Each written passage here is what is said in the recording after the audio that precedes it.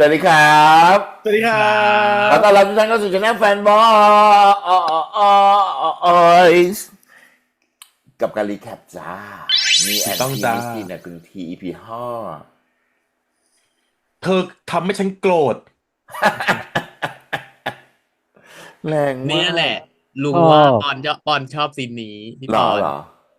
ผมว่าชอบซีนนี้ตั้งแต่บนห้องที่เห็นที่นางโมโหเรื่องเห็นกระเป๋าแล้วก็ตั้งแต่ลงมาอยู่ที่บันไดด้วยอ่ะที่นางเล่นหลังใหญ่อ่ะหลังกล้องกั้นขำได้ไงวะชีซีนนั้นน่ะ ชอบตรงที่นางจับมือแล้วก็ย แรงมาก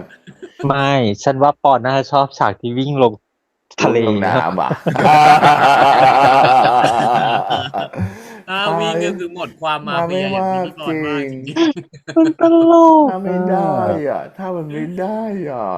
อีกฉากหนึงที่ชอบมากเลยนะ ฉันว่าต้องชอบ ชอบ ฉาก มาก ที่พีทไปสอนถ่ายรูปในสวนสาธารณะ อ่า ๆพี่ปอนล่ะพี่ปอนถ่ายว่าปอนชอบซีนไหน เอาตรงๆนะยังไม่รู้เลยนะต้องแบบมานั่งไล่เรียงก่อนเพราะว่าภาพมันน่ารักหมดเลยภาพมัน ฉัน น่า ช รั อบ กหม อั ด น เลย ที่เล่นกระดองเต่าอ่ะ แทนแทม อ่า ที่เนี่ยชอบ คือ คือปอนเป็นคนที่ตลกธรรมชาติมากเลย ต นะ ลก ไม่แล้วอย่างที่เราบอกนะว่าบทแบบนี้คือมันเข้ากับปอนมากอ่ะ จริง คิดภาคคนอื่นไม่ออกแล้วอ่ะ จริ คื ง อ มันเข้ามากเลยจริง ๆ อ่ะ คือถ้าในอนาคตเรื่องนี้จะถูกเอามารีเมคกี่ครั้งมันคงจะหาใครมาลบภาพนี้ไม่ได้อ่ะ มันดีอ่ะมันดีไปหมดเลยอ่ะสีหน้าท่าทางมันออกมาแบบว่า พอดีไป ถูก ห ต้อง มด ที่สุ เล ด ย อ๋อรู้แล้วว่าชอบน่าจะชอบฉากไหนพี่ว่าพี่น่าจะชอบปอนน่าจะชอบฉากโรงพยาบาล ในโรงพยาบาลที่ อ๋อที่พิชยรัตน์ร้องไห้ ที่เขาจับที่เขาเป็นคนจับมือแล้วแบบดึงมากลับมาจำไว้ปะใช่ ช ปะ อบนะ ชอบฉากนั้นมากเลยอ่ะ พี่ว่ามัน มันโอเวอร์เวมออกมาได้ชัดจริง ใช่ มันดูแล้วอย่างที่มันดูแล้วมันเหมือนกับที่น้องพีชบอกอะว่าแบบว่ามันดูละครมากนะ มันดูละครน่ะมันดูละครโทรทัศน์มากคือบทมันดูละครโทรทัศน์มากแต่มันรู้สึกปลอดภัยอ่ะ ประมาณนั้นคือมันเป็นคุณค่าแรกที่พี่รู้สึกว่าเขาน่าจะเริ่มมันมีเรื่องราวแบบนี้ย้อนกลับไปหาเขาแล้วกลับไปหาตัวละครแล้วอะไรเงี้ยแล้วมันก็ไปขยายผลตอนซีนที่เขาพูดเรื่องแบบว่า ไม่มีใครเคยไม่เคยมีใครชมฉันเลยอะไรเงี้ยมีแต่นะแล้วมันก็เริ่มดีขึ้นเรื่อยๆเนี่ยหรอกปะแต่ว่าคือแบบพี่ว่าคลิกแรกของความรู้สึกที่มันแบบได้รับคำ complimentary แบบนี้จากใครอ่ะมันดูแล้วรู้สึกแบบตายแล้วมันชื่นใจจังเลย มันดูแล้วแบบ กูเป็นตัวขู่กูแบบเนี้ย แต่ว่ามันมีคุณค่ากับคนอื่นได้ด้วยอ่ะอะไรอย่างเงี้ยประมาณนี้พี่ว่านะในส่วนที่มันเป็นซีนนี้อะไรเงี้ยแต่ซีนอื่นอ่ะมันด้วยความที่มันแบบมันตลกมันสนุกมันอะไรอย่างเงี้ยมันมีอารมณ์แบบนี้ตลอดเวลาได้ออกปะแต่ว่ามันยังไม่เริ่มเป็นแบบ turning กลับมาหาตัวละครตัวอย่างเขาอะความมีอะไรบางอย่างที่มันเริ่มกลับมาหาตัวละครของเขาแล้วพี่รู้สึกว่ามันเลเยอร์ที่เขาเล่นน่ะมันมีมากกว่าเลเยอร์ที่จะเล่นเป็นแบบเล่นแบบมังงะใหญ่ๆแล้วพูดบทที่มันเป็นแบบละครโทรทัศน์อะไรอย่างเงี้ยสนุกอะไรอย่างเงี้ยทั้งที่บทมันดูแบบอย่างนั้นนะจริงๆเนาะมันดูแบบอะไรของมึงเงี้ยละครเรื่องไหนซีรีส์เรื่องไหนอะไรอย่างเงี้ยแต่ว่าพอมันออกมาแล้วมันรู้สึกแบบมันดูแล้วมันให้ความปลอดภัยกับคนข้างๆได้จริงๆมันดีจัง แล้วตัวเราเองก็รู้สึกไปพร้อมๆกับน้องพีทเนาะคือเราดู EP 1เรายังรู้สึกแปลกเหมือนที่น้องพีทรู้สึก แต่พอมา EP เนี้ยเราก็รู้สึกว่าการมีคุณทีอยู่อ่ะมันดีจังเลยอ่ะมันปลอดภัยจริง มันมีความสุขเนาะเวลาต้องมีคุณทีอยู่ในฉากอะแล้วเราจะแบบ หรือว่า เฮ้ยทีมาแล้ว ขอสำรองไปอีกซีนได้ไหมเพื่ออีกละมากนะ ในกาม บนเตียง ๆ ไม่ใช่ครับ ไม่ใช่ บน นะ เตียง นอน ตอ ข้าน ง ที่ กั เขา น นอนลงมาข้างกัน ที่นอนแล้ว เอ พูดดี อ ๆกัน มันน่ารัก กจังเลยมันน่ารักจังเลยน่ารักจังเลยอ่ะแบบแต่ละดีดี คือวันนี้เรามองว่าการเล่าเรื่องของคุณทีกับพีทอะคุณทีค่อยๆถอดทีละชิ้นเนาะจากฉากแรกเวลาอยู่กับพีทอะ อืม จากเต็มถอดสูตรออกแล้วก็สักพักก็เริ่มไท้หาย เริ่ม เริ่ อ ม ย่าง แก้ เงี้ย ผ้าแล้วเอ้ยไม่ใช่หมายถึงว่าถอดทุกอย่างออกหมดเพื่อไปว่ายน้ เริ่มถอดตั้งแต่ ำ เริ่มตั้งแต่รองเท้าเนาะตั้งแต่ถอดรอง ใช่ เท้า คือเหมือนเขาค่อยๆแบบถอดออกกระเทาะออกไปเรื่อยๆอ่ะ คือมัน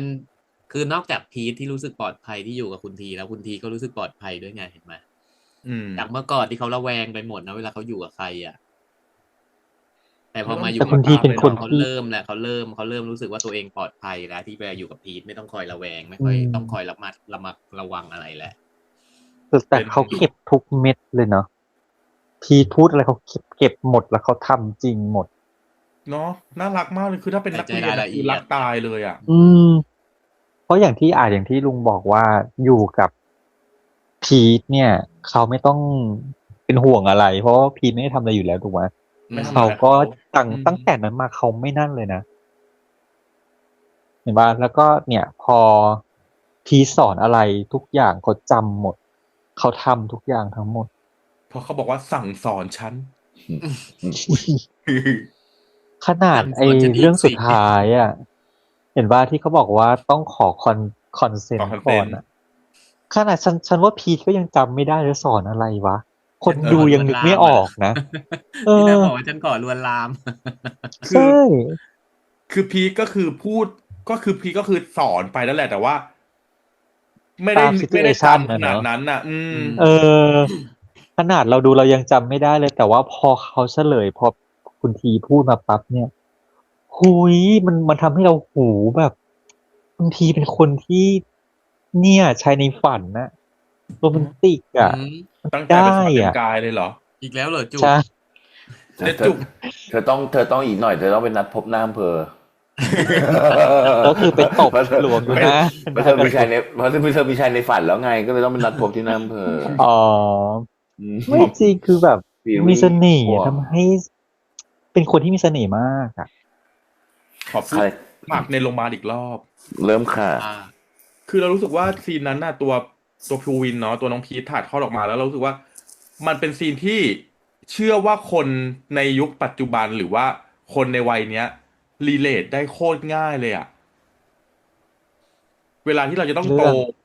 เร็วเกินไปอะ อ๋อ แล้วพอคือแบบเนาะคือสมัยเนี้ยคือด้วยความที่แบบ จะทำพอมีโซเชียลเยอะๆอ่ะหรือว่าทุกคนต้องสำเร็จอ่ะ มันแทบไม่มีเวลาให้คนคนหนึงได้อ่อนแอ หรือคนคนหนึงได้แบบ มีพื้นที่ปลอดภัยสักเท่าไหร่อะไรเงี้ย มันต้องรีบสำเร็จ อืม ต้องรีบโตไปหมดอ่ะ แล้วพอมันมี แข่งขันมันเยอะด้วยเนาะยุคเนี้ย แล้วพอการที่เรามีใครสักคนหนึ่งอ่ะทำให้เรารู้สึกว่า เราถูกปกป้องเนาะถูกโอบกอดไว้ได้อ่ะ มันรู้สึกตามจริงๆนะว่า มันร้องไห้ออกมาได้เลยอ่ะ ดีอ่ะ มันก็สะท้อนได้หลายอย่าง ใช่ แต่พอเป็นฉากนั้นปุ๊บแล้วก็แอบย้อนกลับไปว่า แสดงว่าตัวของพีคกับพลับอ่ะ ไม่ได้เป็นเด็กที่อยู่ในบ้านเด็กกำพร้าตั้งแต่แรกก็คือหนีมา หรือเปล่า ยังไม่ ใช่ รู้ ปะ ว่ายังไม่รู้ว่าวันนั้นนะเขาหนีหรือเปล่าไง แต่อาจจะหนีแค่โดนตีมาหรือเปล่าหรือว่าหมายถึงว่าไม่ได้หนีออกจากบ้านน่ะ อาจจะหนีมาแค่อยู่ตรงนั้นน่ะ แต่ จะลัง อาจจะมี สงสัยว่า อาจจะมีอีก คือ ไงลุงว่าอาจจะ คือ มีอีก ไม่รู้ว่าเป็นลูกของพ่อแม่ อันนี้จริง ๆ หรือพ่อแม่สอง หรื คนเนี้ย เขาไม่รับ adopt จาก มาไง อ๋อ อืม คือจะ adopt เอาพลับแล้วอ่ะ ก็เลยเอาพีชมาด้วยเลยอะไรเงี้ย เพราะว่านางไม่ยอมแยกจากกันไง อืม มันเลยเป็นเหตุทำให้ฉันคือสงสัยว่าทำไมพ่อถึงกล้าเอาไม้ฟาดขนาดนั้นเนี่ย อืม ถ้าเป็นพ่อจริง ว่างั้น อ่ะ เถอะ ไม่น่า อืม ก็คือจุกอะไปเชื่อมโยงกับซีนที่แม่ใหญ่เคยพูดใช่ไหมว่าเขาจะมาขอพับไปอยู่ ค ไป รับ เลี้ ไป ยง ใช่ ก็เลยคิดว่าเอ้ยพอเจอเหตุการณ์นั้นปุ๊บแม่ใหญ่อาจจะไปช่วยคุยให้เอาไป2 คนอะไรอย่างเงี้ยเหรอ ถูก แต่ไม่ได้รักพีท แต่ส่วนตัวพี่ ใช่ ว่าอย่างงี้ ส่วนตัวพี่ว่า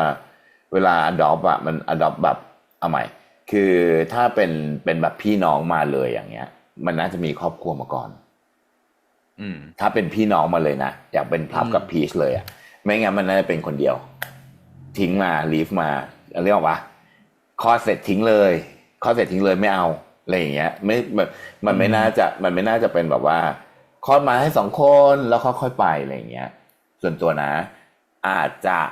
จะมีเรื่องต่อจากนี้ส่วนตัวพี่คิดว่าน่าจะมีแบ็คกราวด์ต่อจากนี้เพื่อมาขยายว่ามันไม่ใช่แค่ออกมา2 คนตรงนี้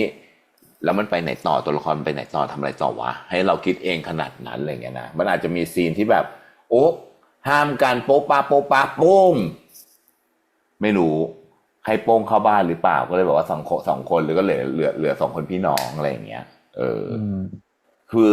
ส่วนตัวเพราะว่าถ้ารู้สึกว่าน่าจะมีครอบครัวแต่ว่าคุณพ่อคุณแม่จะเป็นอะไรยังไงอีกเรื่องหนึ่งถ้าเป็นมาแบบ2 คนพี่น้องนะอะไรอย่างนี้เป็นต้นเห็นตาฉันเห็นตา แต่ก็ เธอ เข้าใจยายจุกนะ ใช่เข้าใจว่ามันมีความเป็นไปได้ จริงๆเป็นอีกทอดหนึ่งที่รับมา ใช่ คือเขาเป็นกับพามาก่อน อันนี้เป็นแบบเซคันด์และเป็นเซคันด์แฟมิลี่แล้วอาจจะไม่ใช่ first family ใช่ป่ะล่ะ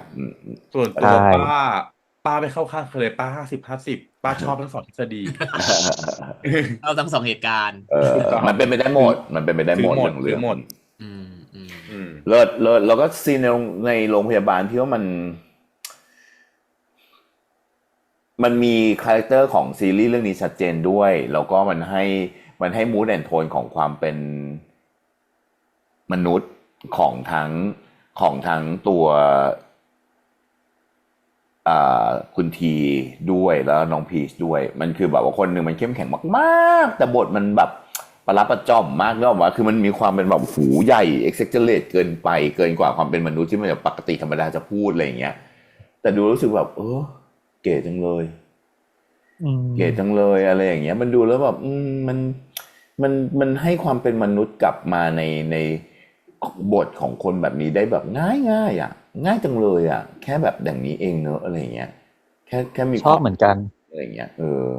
ชอบฉากที่พีทบอกว่าเขาอะที่บอกว่าเขาต้องเข้มแข็งมาโดยตลอดและเขาว่ารู้สึกตัวเล็กเมื่อมีคุณทีอยู่อะแล้วคนอย่างพีทอะจะไม่เหมือนไม่อ่อนแอให้ใครเห็นถูกไหมแต่คราวเนี้ยเขาอะเลือกที่จะพิงอะพิงเข้าไปหาคุณทีอะแล้วคุณทีคือก็คาแรคเตอร์คุณทีเหมือนกันเขาไม่เคยมีความรักอะไรอย่างนี้ถูกไหมเพราะนั้นเขาทำอะไรไม่ถูกเวลาที่พีทมาพิงอ่ะเฮ้ยยังไงวะได้ไหมจะต้องจะจับไหมหรือยังไงคือก็จะแข็งอยู่อย่างเงี้ยแล้วมันเพราะนางยังไม่เข้าใจไงที่นางเลยไปถามมงคลเห็นไหมนางไม่เข้าใจว่าสิ่งที่พีทร้องไห้อ่ะเป็นเพราะนางหรือเป็นเพราะอะไรเพราะนางยังไม่มั่นใจเลยด้วยซ้ำว่าเธอร้องไห้เพราะฉันทำเธอเจ็บเลยไหมล่ะนางก็ไปถามไปนะแล้วซีนนั้นมันถูกเฉลยตอนจบเนอะว่าจริงๆแล้วคุณทีเองอ่ะก็คือไม่ค่อยจะกล้าจับไม่ค่อยจะกล้าล่วงเกินพีทด้วยอะไรเงี้ยเขากลัวว่าเดี๋ยวจะโดนอีกว่าเดี๋ยวจะโดนว่าลวนลามนั่นแหละแล้วมันเฉียบตรงบทที่เขาพูดอีกนะที่บอกว่าถ้าคนที่ทำให้เธอเสียใจใช่ป่ะจะขอให้ฉันเป็นคนสุดท้ายที่จะทำให้เธอฉันเสียใจโอ้โหแบบชอบบทนั้นมากเอาจริงชอบมากเลยนะขอเป็นคนสุดท้ายที่แบบจะทำให้เธอเสียใจอ่ะฉันเอาตรงๆนะไม่ถ้าไม่ใช่ละครเรื่องนี้นะไม่ใช่ซีรีส์เรื่องนี้มีบทแบบนี้ออกมาฉันแบบมันจะละครเนอะคือมันเป็นภาษาบทประพันธ์มันเป็นภาษาบทประพันธ์ที่เวลาอ่านนิยายแล้วโอ๊ยเขาอะไรอย่างเงี้ยแล้วฟังพออ่านไปแล้วอย่างงี้แต่พอมาฟังแล้วเฮ้ยอะไรอย่างเงี้ยแต่พอมันเป็นคุณทีพูดแล้วแบบมันเหมือนกับเราอ่านนิยายเนาะจริงคือมันดีอย่างหนึ่งนะมีคนอย่างคุณทีเนี่ยมันทำให้เรารู้สึกได้ว่าอ่านนิยายอ่ะจินตนาการกูไม่เกินจริงแล้วว่าเกินไปแล้วเพราะว่ามันมีคนแบบนี้อะไรอย่างเงี้ยคือเอาจริงๆมันเหมือนยกนิยายออกมาเลยอะเนาะจริงเพราะว่าบทนิยายออกมาคือบทมันเป็นแบบบทแบบไม่ใช่บทนิยายปกติธรรมดาด้วยนะเป็นแบบนิยายที่เป็นโพเอติกด้วยนะคือจะต้องมีคำสละสลวยมากความหมายหลักใจความอะไรอย่างเงี้ยแล้วต้องตีความให้มีแบบนัยยะสำคัญพึงใจเนาะเนี่ยแล้วก็เลยชอบ อีกซีนหนึ่งอ่ะ ที่บอกว่า ทะเลสวยอ่ะ โอ้โห โอ้โห ที่สะทะเลที่สะท้อนอยู่ในตาเธอ โอ้ โอ้โห ใช่มันส คิด วย ได้ ตอนแรกอะ ไง เราก็ลุ้นว่า อะ จะบอกว่า แต่ เธอ แต่ สวย เธอก ว่า นะ อะไรว่า เธ ไป อสวยกว่าอะไรอย่างเงี้ยตอนแรกลุ้นไปทางนั้น ล้ำไปอีก โอ้โห ล้ำกว่าเราไปอีก เก๋มากเก๋มากชอบ อัน ช นี้ อบ ชอบ จัง มาก แบ เล บ ย ช อ่ะ อบ ทะเลไหนอะเกาะกูดปะ ไม่รู้อ่ะ ไม่แน่ใจเกาะพะยามหรืออะไรอย่างนี้หรือเปล่า ไม่รู้ คือมันไม่ใช่มุมของเมืองอ่ะเลยไม่รู้ว่าเกาะตรงไหนอะน่าจะเป็นหาดส่วนตัวเกาะส่วนตัวเลยอ่ะหรือไม่ก็เกาะที่ เกาะ แบ ข บ องคนจีน เกาะที่ไม่มีสิ่งก่อสร้างเลยอ่ะ เห็นไหม เป็น ฝั่ง เกาะ เนี้ยจ ที่ ริงๆฝั่งที่อีกฝั่งหนึ่งอ่ะ มันน่าจะเป็นอีกที่หนึ่งด้วยกับการที่วิ่งลงไปในน้ำอ่ะ มัน อ๋อ ดูแล้วมันเหมือนคนละที่อ่ะ กับอีที่เรือลอยอยู่ในน้ำอะ อืม สิ่งที่อยากรู้อีกอย่างหนึ่งคำว่าศัตรูของอาร์เซนีเนี่ย ที่คุณทีหมายถึงเนี่ย อันนี้ด้วย หมายถึงอะไร ถึงทำไมถึงกลับไปที่ฮ่องกงไม่ได้ อืม หมายถึงตัวนางเห็นป่ะพอ โรมบอกว่าให้กลับไปเนาะนางถึงบอกว่ากลับไปไม่ได้ พ่ออยู่เหรอหรือยังไง แดดอยู่ ไม่น่าฉันว่ามันน่าจะเป็นจุดเชื่อมโยงกับที่พ่อบอกว่าการมีความรักเนี่ย มันทำให้มีจุดอ่อน แต่ก็ยังสงสัยเหมือนโรมนะที่โรมถามว่าทำไมมัมถึงแต่งงานกับแดดได้ แต่ คือ ทำไมผมกับพี่ถึงมีความรักไม่ได้ คือจริงๆ นี่ อะ ก็ ป้า เป็น มองว่า คำถามที่เราถามเหมือนกันนะ สิ่งที่แดดพูดอะว่าแบบ ต้องเป็นแบบรักแท้อะรักแท้แบบที่แดดกับมัมมีอะคือเหมือนกับเขาก็ไม่ได้ห้ามสักทีเดียวหรือเปล่า แต่วัน แต่ นี้ ว่า เห็นไหม เมื่อ ล่ะ กี้ แม่ ที่ พู มั ด ม อะ บอกว่า แต่ เลยกลายเป็นว่า เป็ เป็น น กฎ สิ่งที่เรา ต้อง สอง ทำ คนพี่น้องต้องทำอะไรอย่างเงี้ย เพราะว่าพี่ว่าเขาน่าจะมี อันเนี้ยคือเหมือนอารมณ์นะ คือถ้าสมมติตีความนะ คือพ่อแม่รักลูกเกิน มันเหมือนกับพ่อแม่เขาฝ่าฟันมาเขาเจอเรื่องนี้มาก่อน คือเขามีความรักแล้วมันเป็นจุดอ่อนของเขาอะแล้วปะ อืม แล้วกว่าเขาจะขึ้นมาพังงาดแบบนี้ได้ปุ๊บอะมันลำบากเหลือเกินอะไรอย่างเงี้ย มันนู่นนั่นนี่มันต้องตีรันฟันแทงแล้วเขาก็ไม่รู้เลยอะว่าแบบชีวิตเขาจะกลับมามันมีความสุขได้เมื่อไหร่ อย่างกลับมาดูครอบครัวได้เมื่อไหร่ยังไงอะไรอย่างเงี้ยเขาก็เลยแบบไม่อยากให้ลูกประสบพบเจอกับเรื่องราวเลวร้ายแบบนี้ในชีวิตหรือเปล่า เพราะว่าคือมันมีความรักแล้วมันจะทำให้คนอ่อนแอ มีจุดอ่อนอะไรอย่างเงี้ย แล้วถ้าลูกมีจุดอ่อนปุ๊บนั่นหมายความว่าชีวิตลูกก็อาจจะปลิวได้ง่ายๆ เพราะเราอันนี้คือมันอยู่ในวงการนี้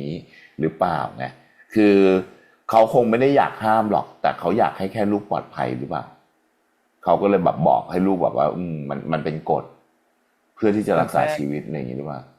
แต่แม่ก็เลี้ยงลูกเก่งเนาะเลี้ยงลูกคนโตเหมือนตัวเองเลย ส่วนลูกคนเล็กไม่เหมือนตัวเองเลย สุด เอ้ย ลูก แต่ คน ความ โต จริง แม่ อย่าง ไม่ได้ หนึ่ง เลี้ยงค่ะปัง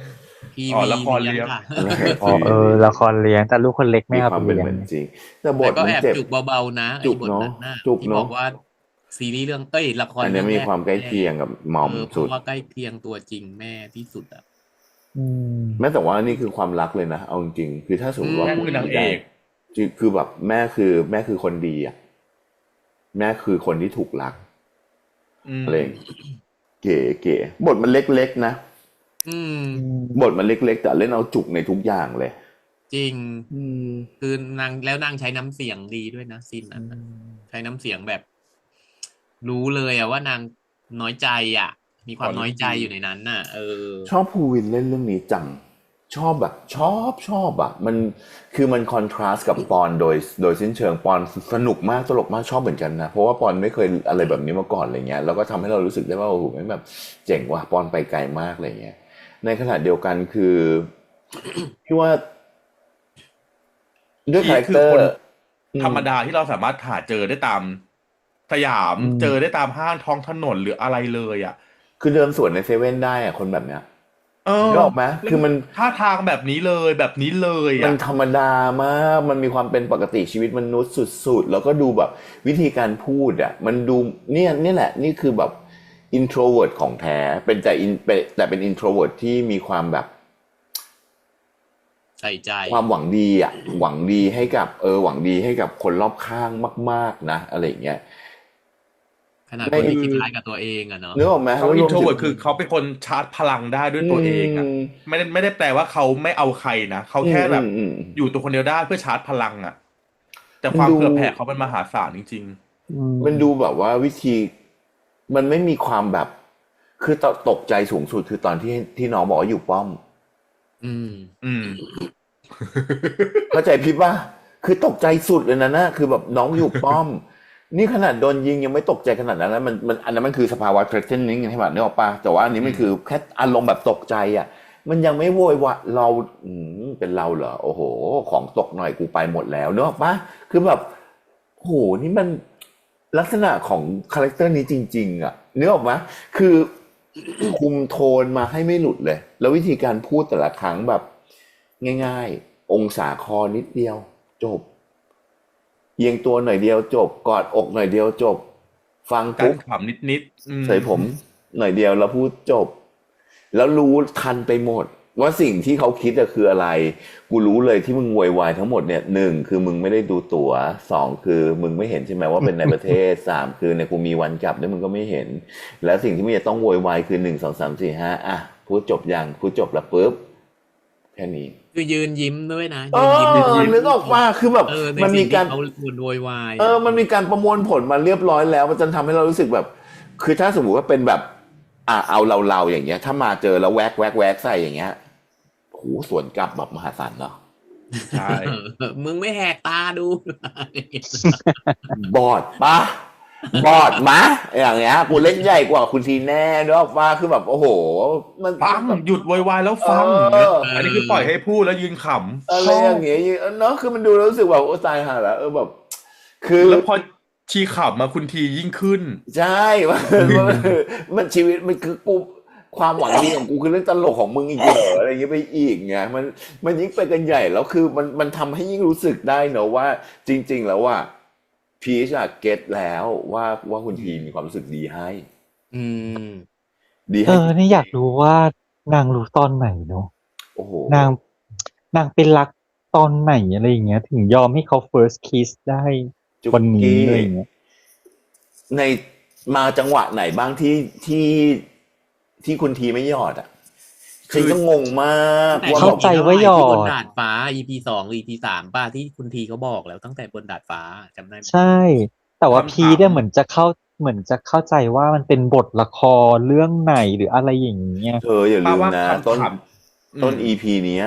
มันคือสิ่งที่พีชเข้าไปอิงแล้วนะเขารู้สึกแล้ ถู ว กไม่งั้นเขาจะมีคำนี้เหรอ น้ำหยดลงหินน่ะ อ่า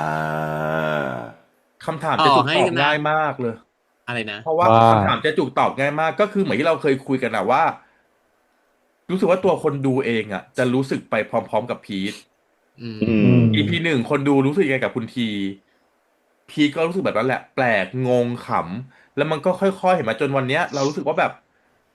การมีคุณทีอยู่มันโคตรดีกับชีวิตเลยอ่ะแปลว่า แสดงว่าพีทรักคุณทีตั้งแต่ EP 2แล้วเหรอ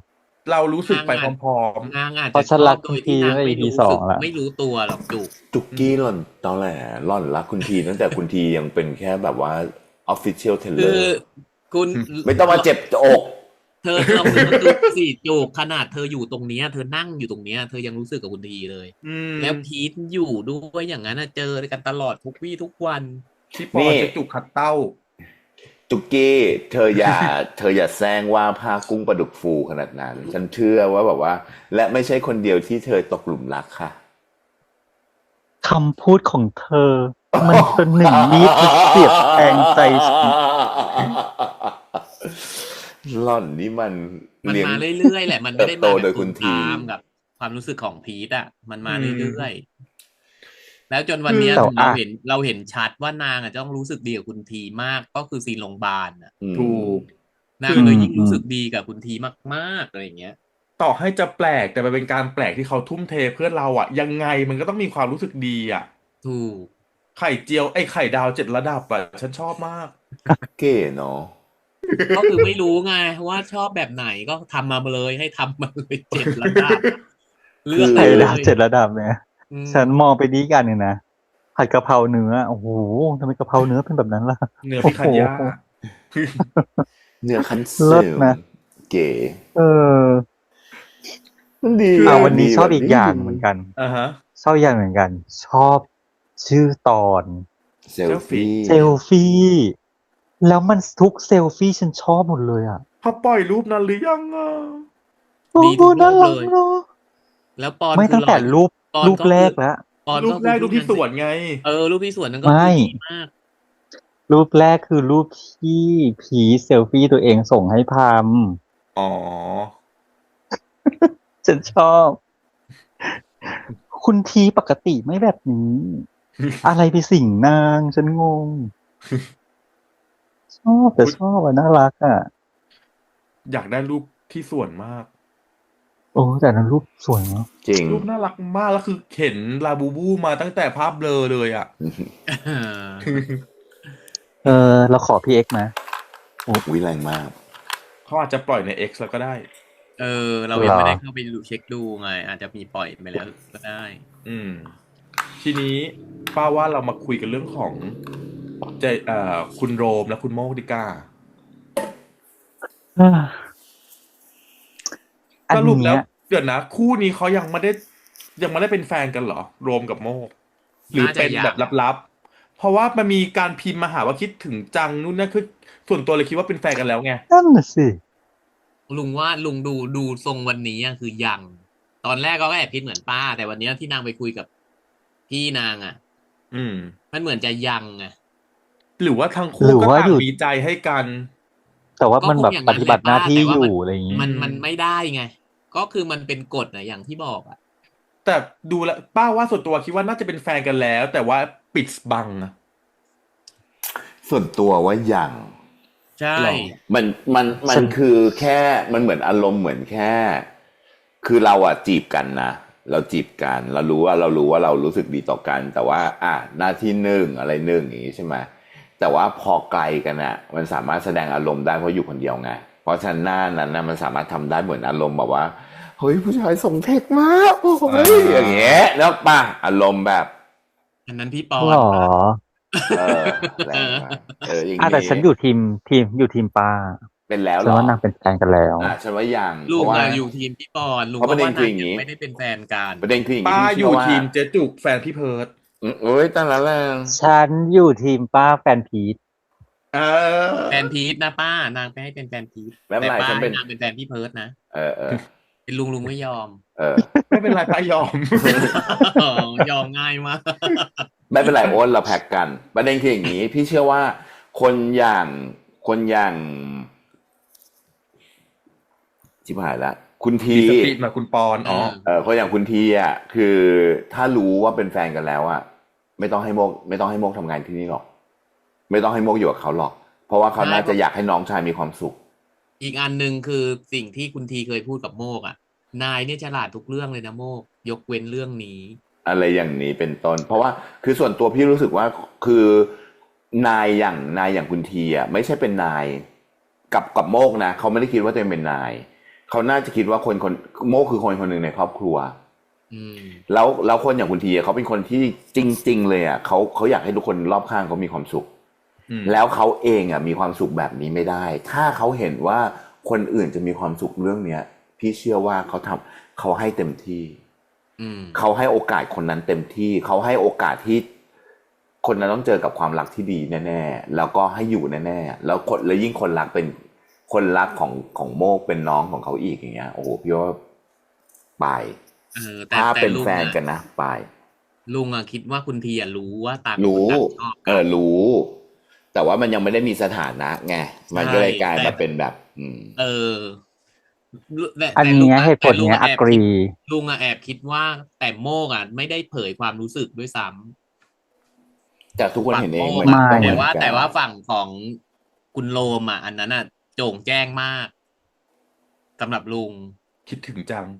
อักรีคืออ อ้าว เหตุผลนะเห็นด้วย แต่คุณ แต่ โรมอ่ะไม่เถียง คุณโรมอ่ะอยากจะเปิดเต็มที่ละแต่ว่าอะไรนะโมกไม่ได้ เพราะมันมีกฎของตระกูลคำคออยู่ ใช่ป้าคิดแบบว่าเขาแอบคบกัน แต่ว่าคือโมกอะไม่กล้าเปิดตัว เพราะว่า ถูก อาจจะมีบุญคุณค้ำหัวอะไรกับพ่ออยู่หรือเปล่ากับแดดอยู่หรือเปล่า คือ แล้วมีกฎบอกว่าเฮ้ยห้ามมีแฟนนะอะไรอย่างเงี้ยโมกับไม่อยากให้โรมอ่ะมีปัญหา ใช่ ถ้าไม่เปิดตัวเดี๋ยวลุงว่าถ้าเวลาเขาอยู่กัน2-2เขาต้องแสดงออกกันมากกว่านี้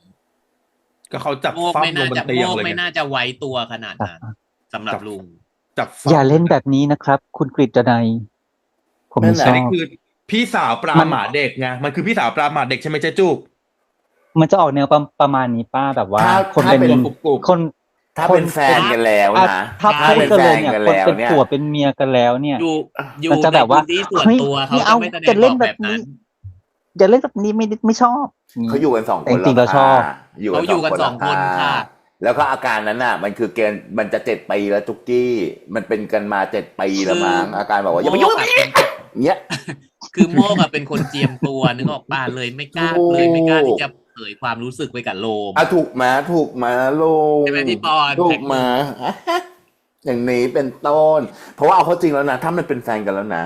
บนเตียงอ่ะ จะไม่มีอาการแบบนั้น ถูก จะไม่มีเหวี่ยงกันตกเตียง จะ เหวี่ยง ไม่ อะไรกันไปกัน อะไรอย่า มา งนั้นจะไม่มาแล้วว่าอุ้ย แล้วก็อิ หัว ง ใจเต้น ห แร ลั ง ง จัง เงี้ย เลยจะไม่อะไรแบบ ต นั้น ลก อืม ไม่อยู่ทีมป้า ถ้าอยู่ทีมเจ๊จุก เออ เพราะเขาเป็นแฟนกัน ใช่เขาเป็นแฟนกัน เขาเป็นแฟน ถ้า กัน ติดเรียน ค่ะ เอสอะฉันไม่เถียง อันนั้นฉันก็ไม่เถียงเหมือนกั เอน อ แต่ถ้าบอกว่าถ้ามันจะมาบอกว่าตอนนี้ EP 5ของโมกและโรมเป็นแฟนกันแล้ว ฉันไม่เชื่อ ใช่ เออ ฉันว่ายัง ฉันก็ว่าอย่าง next ต่อไป ป้าจะให้พี่ปอนทำการแสดงฉากคุณทีวิ่งลงทะเล อุ้ยทำไม่ได้มากเอาตรงๆทำไม่ได้ฉันไม่รู้ว่าฉันไม่รู้ต้อง เอา ฉัน จริงๆ สลัดอะไรไปบ้างถึงจะไปทำท่า เหมือ นั้น นได้ นางวิ่งบนน้ำนะสินะไม่ได้ เอา หมายถึง ตรงๆ ว่าวิ่งบนน้ำอ่ะ เอาตรงๆนะเอาลองง่ายๆเลยนะ ถ้าจะเอาซีนนี้อยากได้เรียนแบบซีนนี้ หาอ่างน้ำยาวๆมา แล้วก็เอาตุ๊กตาลาบูบูไถไปกับน้ำพุ่งไปอย่างเงี้ย คือมัน คือเราไม่รู้ว่ามันเป็นดีไซน์ให้วิ่งแบบนั้นหรือว่าปอนเป็นคนวิ่งแบบนั้นอยู่แล้วนะ น่า ไม่รู้ ไอ้ท่าวิ่ง แต่ว่า แบบนั้นอ่ะปอนน่าจะไม่วิ่งแบบนั้น แต่ว่าน่าจะเป็นการดีไซน์กันประมาณหนึ่งว่าแบบอยากให้มันออกมาแบบอารมณ์แบบนี้คือแบบเทอร์โบอารมณ์แบบซูเปอร์ อา ฮี ร โร่ มณ์แบบว่าต้องรีบอ่ะ ต้องรีบ อารมณ์แบบซูเปอร์ฮีโร่วิ่งอ่ะ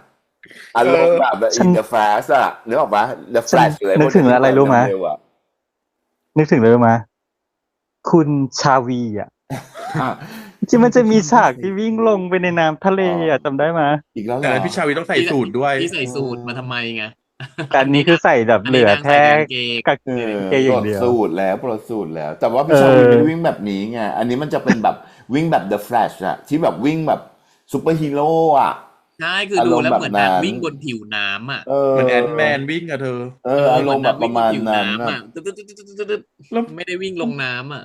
คือทำไมปอนตลกได้ขนาดนี้วะไม่เข้าใจ มันดีตรงไหนรู้ไหมตลกได้ขนาดเนี้ย มันดีตรงที่บอกว่าเขาปล่อย อืม เนาะ ไม่ห่วงหล่อไม่ห่วงเก๊กไม่ห่วงอะไรแล้วอะคือบทมันเป็น แต่ แบบ มัน นี้ กลายเป็นว่า เสน่ห์ ยิ่ง เนอะ ดูหล่อขึ้นไปอีก มากๆคือมากกว่าความหล่อคือเสน่ห์ ใช่ มัน แล้ว มา พอ แบ พูด บ ถึง โห ความ เต็ม หล่อ หั ปุ๊บ ว อีซีนนอนบนเตียงอ่ะปอนหล่อชิบหายเลยอ่ะหล่อเหี้ยเลยอ่ะ ซีนนอนบนเตียงปอนหล่อแต่ซีนในครัวโอ้โหพิชยานีของฉันหล่อ จริง มาก พอซีนในครัวภูวินสวยมาก สวยมาก คือตอนแรกเราชมซีนในสวนแล้วเนาะว่า โอ้สวยแล้วนะ ทำไมภูวิสวยจังพอมาเจอซีนโต๊ะกินข้าวโอ้โห อ้นพี่รู้แล้วว่าทำไมถึงสวย เพราะ จำซีนได้ไหมว่าในห้องครัวตอนถ่ายแบ็กกราวของแบ็กกราวของพีชยานีของพี่เป็นสีเขียวหมดเลย เออ แล้วเสื้อน้องเขียว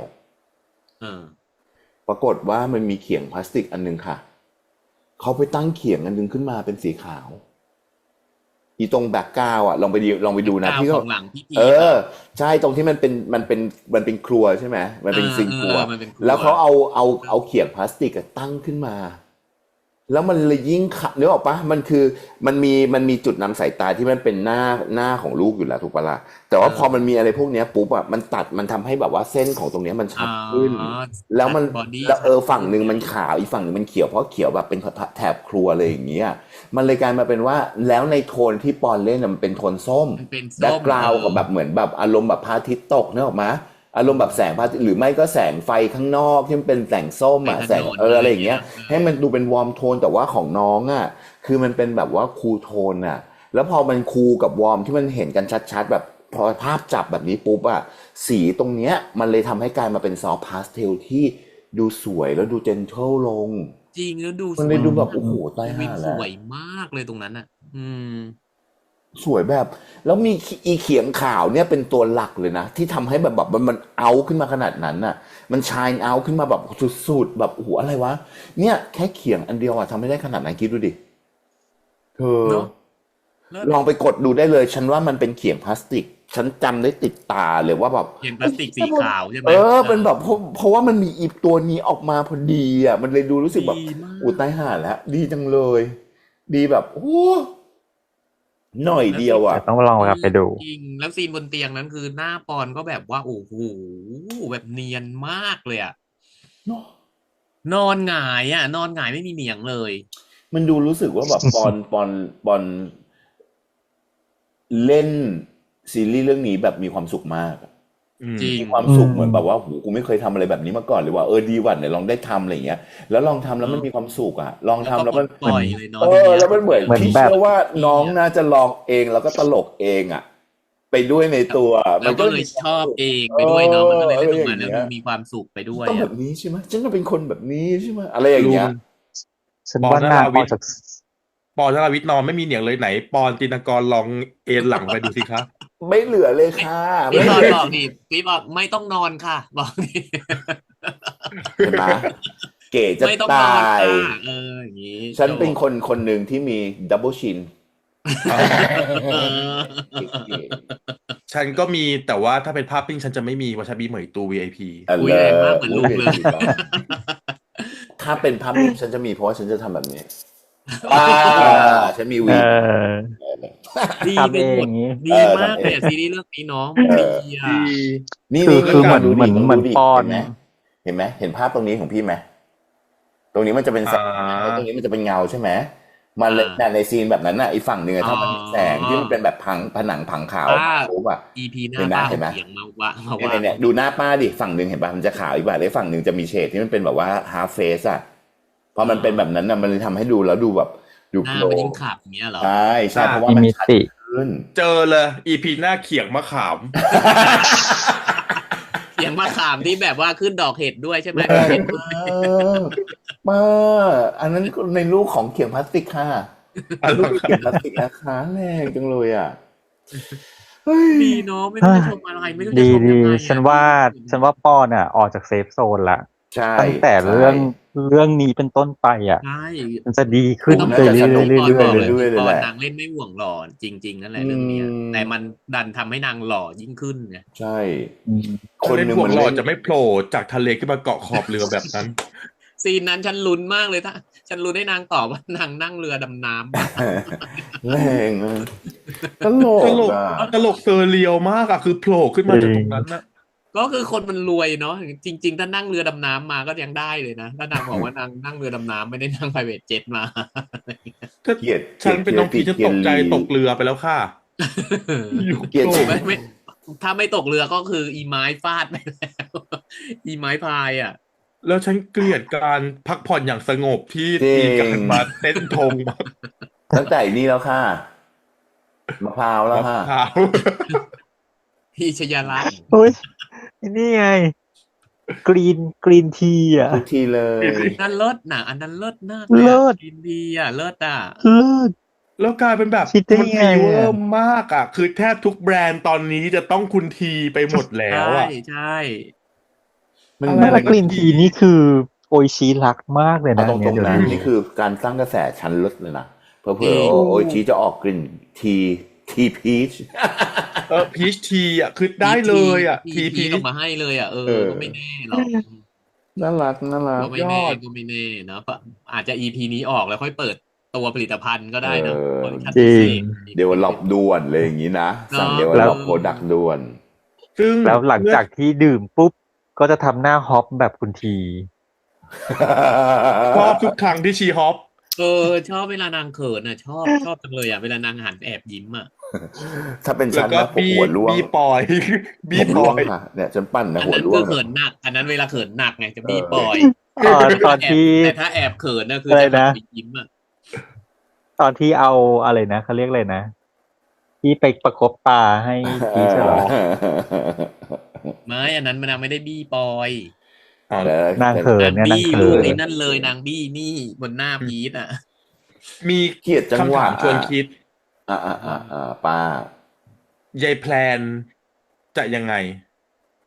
ตัดกล้องใหม่ช้อยเอเป็นพวกกับวีวิทช้อยบีจีบพี่พีท โอ้โห ไม่เห็นทางสว่างอนาคตทั้งคู่เลย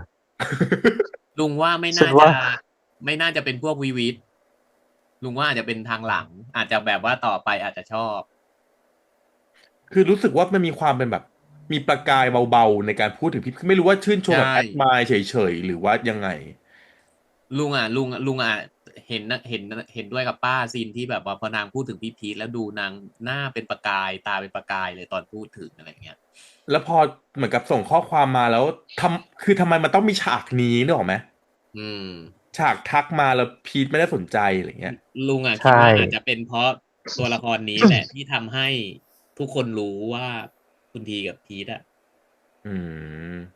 หลักการ มี หรอ ใจให้กันอะไรอย่างเงี้ยนางเป็นโป๊ะเหรอแรง ลุงว่านะลุงคิดว่าอันนี้คือลุง ไม่ คิด ไม่งั้นไม่ให้สแตมมันเล่นหรอกเนอะเป็น ใช่ ใครก็ได้ เพราะ ป้า ว่า ไม่ มัน งั้น ไม่ ไม่ มัน แล้วไม่งั้นไม่ให้ซีนด้วย ไม่งั้นไม่ให้ซีนอย่างที่ป้าบอกเลยการที่แบบว่า ไม่มีตัวละครไหนที่มันจะมากระทุ้งสองคนนี้ได้ไง ทำไมต้องให้เห็นว่าแพลนส่งอันนี้มา ข้อความมา ข้อความมา อะไรอย่างเงี้ย แล้วเราก็ทำเป็นว่าพีชไม่ได้อ่านด้วย อืม อะไรอย่างนี้ไงก็เลยแบบ หรือว่าแพลนชอบยายพลับ อุ้ยก็ไม่รู้อันนี้ แต่ยังไม่เห็น เออ อืม แต่ดูแล้วดูไม่เห็นไง แต่พอพูดถึงพี่พีทปุ๊บอ่ะเห็นไหมล่ะรอยยิ้มขึ้นในตาวิบวับเลย อืม มันดูก็จริง มันอาจจะเริ่มมาจากคนที่ปลื้มกันมาแหละ แล้วพอมีโอกาสได้คุยอะป้าทีเนี้ย ปลื้มพี่คนนี้นะผลงาน เอ เขา อ เก่ง เราปลื้มพี่คนนี้ที่เป็นไอดอลอาจจะเป็นไอดอลเรามาก่อนอะไรอย่างเงี้ย แล้วทีนี้มีโอกาส ได้มาพูดคุยนู่นนั่นนี่อ่ะ อ่ะมีป้าชวนคิดแล้วพี่ชวนคิดบ้าง ว่า EP หน้ามันจะชื่ออะไรที่เกี่ยวกับแบบภาพถ่ายการถ่ายภาพหรืออะไรอย่างนี้อีก เซลฟี่ไปแล้ว แคนดิดไปยัง แต่แกดิมเป็นวิดีโอไง แบบรูปก็ได้ รูปก็ได้ ประเด็นคืออะไรรู้ไหมพี่รู้สึกว่า ไอสิ่งที่อ้นบอกอ่ะ ไอที่บอกว่าโดนจับโปะได้อ่ะ พี่ว่ามันจะต้องเป็นแบบชื่อพาร์ทอ่ะ ชื่อแบบชื่อ EP อ่ะ Paparazzi อะไรอย่างนั้นแล้ว อาจจะเป็น แล้ว แคนดิดก็ได้ไง แล้วกลายมาเป็นว่าคนที่จับ โป๊ะ โป๊ะคนแรกที่จับโป๊ะได้อ่ะ คือยายลูกพลับ แล้วนางจับได้เองแล้วคือแบบนางแบบ ทำไมพี่ สงสัย พีท อ่ะ ทำไม แล้ว พี่พีทถึงไปอยู่กับคุณ อะไร ทีได้ อาจจะแบบไม่ รย่างเงี้ย ไม่ได้ไปอยู่กับคุณทีช่วงนี้มีความลับแปลกๆแบบอะไรอย่างเงี้ยปึ๊บปั๊บโทรมาแล้วอย่างเงี้ยอะไรอย่างเงี้ย แล้วแบบ แล้วบอนนี่เป็นคนตลก อะไรอย่างนี้ เน แล้ว อะแล้ว เผลอ แล้วคืออีกอย่างหนึ่งคือยายพับนางสงสัยตั้งแต่ชื่ออันนั้นแล้วไงชื่ออะไรนะ ถูกไหม วันแอนโอลี่และ มันจะ อืม ถ้าแบบมีแฟนก็สารภาพมาอะไรเงี้ยนึกออกมามันต้องมีนึกออกมาแล้วมันจะต้องมีซีนที่แบบว่าเฮ้ยจับโปะได้อะไรอย่างเงี้ยแต่ว่า แล้วเป็นคุณลีคุณที ปาปา แล้ว รัสซี่อย่างงี้ไหมปาปา หั รั น ส มา ซี่ แล้วหายอ่ะ นึกออกปะหันมาก็เลยแบบว่ามันน่าจะเป็นซีนแบบนี้ไหมนะอย่างนี้นึกออกปะว่าชื่อวิธีการถ่ายภาพ มันอาจจะเป็นเทคนิคถ่ายภาพอะ อะไรอย่างนี้เป็นต้น เพราะเรามีอะไรไปบ้างแล้วนะเรามีซิลูเอตไปแล้ว เรามีเฟสช็อต ซิลูเอต เฮดช็อตblack and white ได้ Black ไ and White อีพีก่อนชื่ออะไรนะ แบ็กแอนด์ไวท์ป่ะ EP ก่อน EP ก่อนใช่ EP ก่อนแบงค์ไว้สิใช่ไหมที่พี่มา หรอ แล้วก็ EP นี้อะไรนะเซลฟี่ เซลฟี่ เซลฟี่ ยัง มัน ไม่ จะ ได้ เหลือแคนดิดอะที่นึกอ มัน อก จะต้อง หายไปหนึ่ มี งหายไปหนึ่ง มันจะต้องมี แลนด์สเคปไปยังแลนด์สเคปยังเหรอ อย่างไม่แน่มันอาจจะแบบว่า เพราะว่ามันอาจจะมีแบบแต่ว่า Portrait พอร์เทรตนะจะมีแต่พอร์เทรต Portrait มันน่าจะเป็นแบบว่าแบบเป็นแฟนแล้วอะไรอย่างเงี้ย แล้ว อาร ก็ มณ์แบบแล้วก็ถ่ายภาพเฉพาะแบบตึ้งๆ จบด้วย อ่ะ พรีเวดดิ้ง ว้า ดิฉันขอเซิร์ชหน่อยขอเซิร์ช เห็นไหมแค่พูดขึ้นมากรี๊ดแล้วถ้าเป็น อุ้ย อะไรอ่ะ มันไม่รู้นะว่ามีจริงป่ะแต่มันขึ้นมาว่ามันมีชื่อคำว่า golden hour ด้วย อ่า ว้าย เทคนิค โอ้พอพูดถึง Golden Hour นี่คือฉัน เนอะ นึกไปไกลมากเลยนะ มันต้องแบบ ลา สวีทหวาน Twilight วิด ไม่แน่ วิว เราต้องไปเดาใจพี่เอ็กเอาว่าเขาจะตั้งชื่อว่าอะไร อ่า แต่ละ ถูก เอางี้เราจะเดาใจหรือเราจะไปล้วงอะไรดีกว่า อุ๊ย ก็น่าจะเป็น ยัง ค ฝาก ลิป คำ ที่ ถาม ตาม ทั มาน ติด นี่นะ กันไม่น่าทันแล้วค่ะพรุ่งนี้แล้วค่ะทุกที่ ทุกคนก็เดี๋ยวพอคลิปนี้เราน่าจะออนได้น่าจะเป็นวันอาทิตย์เนาะ ประมาณแล้วเราก็จะมีต่อเป็นคลิปพิเศษ แล้วก็ภายในสัปดาห์ เอาเป็นว่าภายใน ได้ สัปดาห์ก่อนที่ EP ถัดไปจะมา ก็ อืม เรามาดูคลิปพิเศษที่จะได้พูดคุยกับพี่เอ็กซ์กันนะจ๊ะทุกคน ฝากด้วยนะจ๊ะโอ้ ไปจ้า โอเค แต่ว่าฉันเอาคำถามพวกเธอมาไม่ทันแล้วแหละฉันถามแทนแล้วกัน ก็ใครที่ทิ้งเราไว้แล้ว ก็เดี๋ยวไปเก็บร มี วบ ไหม รวม มีไหม มา มีไหมงั้นไปรวบรวมมาแล้วกันนะจ๊ะ เนาะ โอเค กรุบ เอาล่ะทุกคนวันนี้พี่ว่าก็ได้พูดคุยกันนานประมาณหนึ่งแล้วเนอะก็แบบว่า ครับ มีความสุขกันระดับหนึ่งแล้วแหละกับการรีแคปของพวกเรานะครับมีอันที่มีสตีในคุณที EP 5นะครับก็คาดหวังว่า EP ต่อๆไปก็น่าจะเธอเรามาเดากันไหมว่าพอเราหลังจบรีแอคออกไปปุ๊บเนี่ยจะกี่ M โอ้โหห้า EP ปะ นี้ EP อะไร EP ห้า ห้า ก็ต้องห้า ก็ ห้าแบบจะห้าขึ้นเนาะโอเคครับก็ขอให้มันเป็นห้าขึ้นแล้วกันนะจ๊ะ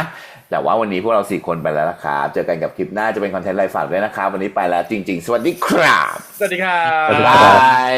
บาย